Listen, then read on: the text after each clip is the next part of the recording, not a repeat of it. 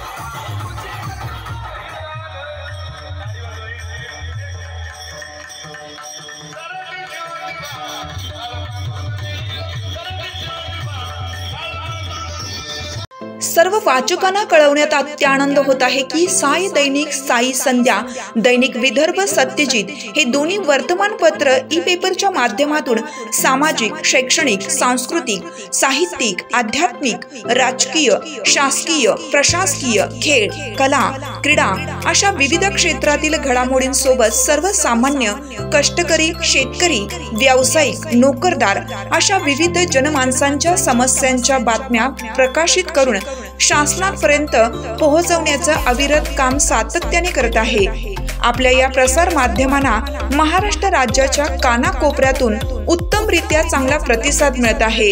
कविता, लेख, धार्मिक साहित्य यांच्या माध्यमातून देखील धार्मिक संस्कृतीचं जतन केलं जात आहे। वाचकांकडून चांगला प्रतिसाद मिळत असून याचबरोबर दैनिक Vidarbha Satyajit YouTube news channel व दैनिक विदर्भ सत्यजित न्यूज पोर्टल हे प्रसार माध्यम सुद्धा सुरू आहे। हे सर्व समस्त वाचक, जाहिरातदार, बंधू भगिनी आणि आमचे प्रतिनिधी व संपादक मंडळाच्या सहकार्यामुळे शक्य होत आहे। वाचकांकडून मिळत असलेल्या उत्तमरित्या प्रतिसादाबद्दल संपादक मंडळ आपले आभारी आहे।